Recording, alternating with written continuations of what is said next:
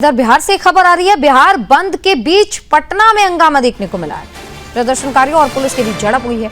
पथराव के बाद से पुलिस ने मोर्चा संभाला है। तेज प्रताप यादव समेत कई प्रदर्शनकारी हिरासत में लिए गए हैं। पटना में सुरक्षा कड़ी कर दी गई है। आरएएफ और भारी पुलिस बल की तैनाती की गई है।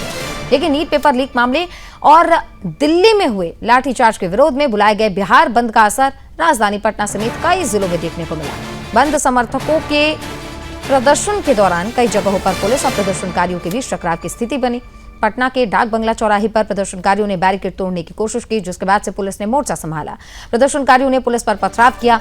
मामले में पुलिस ने कई लोगों को हिरासत में लिया है। वहीं समर्थन में सड़कों पर उतरे आरजेडी नेता तेज प्रताप यादव को भी पुलिस ने हिरासत में लिया है। गांधी मैदान इलाके में जुटी भीड़ को रोकने के लिए भारी पुलिस बल की तैनाती की गई। अब देखिए, स्थिति को नियंत्रित करने के लिए पुलिस ने वाटर कैनन और आंसू गैस के गोले का इस्तेमाल किया है। आंसू गैस का इस्तेमाल किया। बिहार बंद को लेफ्ट छात्र संगठन एआईएसए समेत कई संगठनों का समर्थन मिला है। प्रदर्शनकारी नीट पेपर लीक मामले में कार्रवाई, शिक्षा मंत्री के इस्तीफे और लाठीचार्ज के जांच की मांग कर रही हैं। इधर बंद को देखते हुए पटना में सुरक्षा कड़ी कर दी गई। पटना जंक्शन, डाक बंगला चौराहा और राजभवन जाने वाले रास्ते पर अतिरिक्त पुलिस बल की तैनाती की गई। प्रशासन ने उपद्रव करने वालों पर सख्ती जो है अब दिखानी शुरू कर दी है। ये तस्वीरें पटना की सड़कों की है।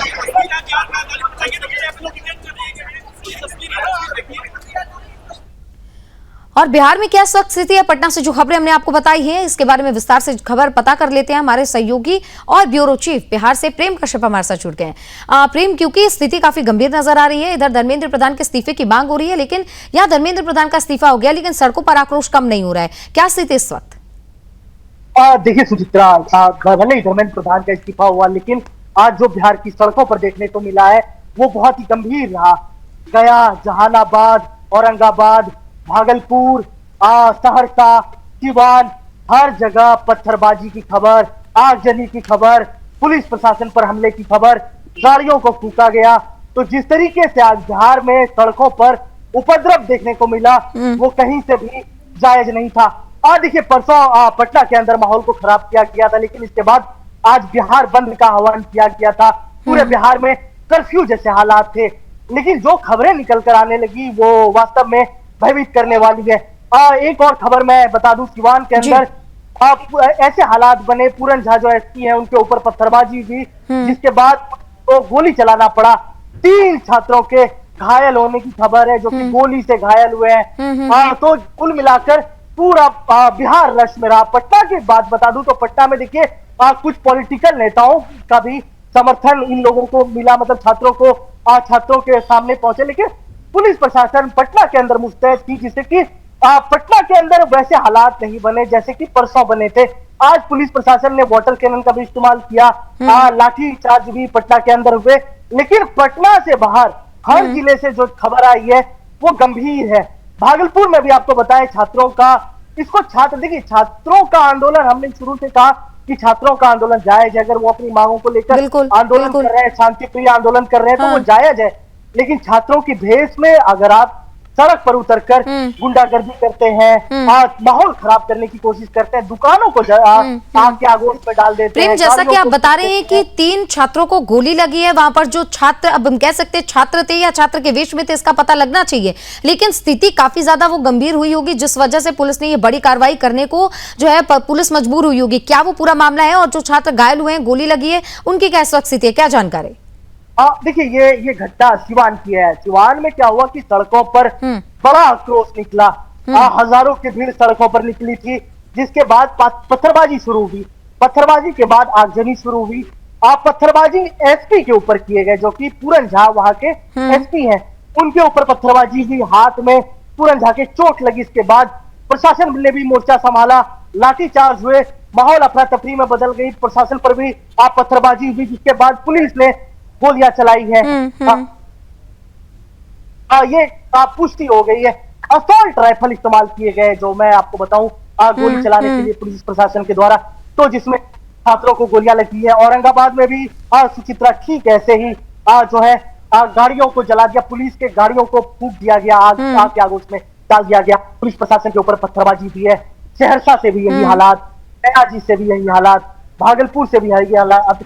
तो एक भी जिला नहीं बचा बिहार का, जहां पर शांतिप्रिय प्रदर्शन हो। कल ही हमने आप 5 बजे के शो में बताया था कि भागलपुर में बड़ा शांतिप्रिय प्रदर्शन हुआ, छात्र उतरे, उन्होंने तिलका मांझी को माल्यार्पण किया और अपनी बाजी मांग की। लेकिन आज जो भागलपुर के अंदर की तस्वीरें आई है, किस तरीके से गाड़ियों को वेंडलाइज किया गया, देखिए ना सिर्फ पुलिस प्रशासन पर हुई है सुचित्रा, बल्कि कॉमन लोगों पर हुई है। दुकानों को भी आप पत्थर फेंके गए, दुकानों में भी पत्थर फेंके। आप मांग कीजिए, लेकिन आपको कहीं से भी इजाजत नहीं है कि आप किसी भी बिल्कुल। क्षेत्र को या शहर को आग की आगोश में डालो। बिल्कुल तो ये पूरी प्रेम, घटना क्योंकि बिहार से जो खबरें हम सही देख है। रहे हैं, जो तस्वीरें हम देख रहे हैं, ये सच में काफी ज्यादा चिंताजनक है। क्योंकि अगर मांग की जा रही है और ये स्टूडेंट्स जो लगातार अपनी मांग पे अड़े हुए थे, अब तक भी प्रदर्शन बहुत शांतिपूर्ण तरीके से चल रहा था, लेकिन जब दिल्ली पुलिस ने अपनी एक रिपोर्ट जारी की, उसमें 400 से ज्यादा वो पकड़े गए, उनका चेहरा रिकॉग्नाइज हुआ है जिनके पहले से आपराधिक मामले हैं। यानी कि ये जो पटना की सड़कों पर हो रहा है, जो अलग अलग जगह की सड़कों पर हो रहा है, इसमें सिर्फ छात्र शामिल है, ये कहना थोड़ा सा मुश्किल हो जाता है। क्या इसमें अराजक तत्वों ने, बिल्कुल बिल्कुल, क्या पूरी जानकारी है, क्या मिल पा रहा है? अगर पुलिस प्रशासन से आपकी बात हुई, क्या उनकी तैयारी है, विस्तार से बताइए।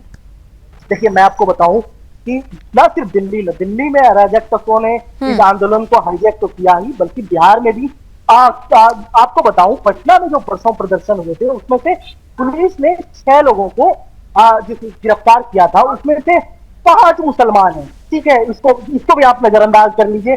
लोग कहेंगे कि आप हिंदू मुसलमान कर रहे हैं, लेकिन पुलिस प्रशासन ने 500 से ज्यादा अज्ञात लोगों पर FIR दर्ज की है। और पुलिस प्रशासन ने बाकायदा, सिटी एसपी ने आज भी बयान देते हुए कहा कि इसमें एंटी सोशल एलिमेंट सक्रिय था, जिसने पत्थरबाजी की और आम लोगों को परेशान करने की कोशिश की। तो ये जो बातें आप कह रही हैं, सिर्फ दिल्ली में नहीं, जो आप फेस क्राइम रीजन से ना सिर्फ दिल्ली, बिल्कुल। और प्रेम, ये भी कह सकते हैं ना कि ये जो विपक्ष के नेता, वो बरसाती मेंढक की तरह, जहां मौका मिलता है बाहर आते हैं और उसके बाद ये जो सड़कों पर उतरे हुए युवा हैं, ये मार खाते हैं, लाठी खाते हैं, लेकिन ये जाकर वापस अपने इसी वाले कमरे में बैठ जाते हैं।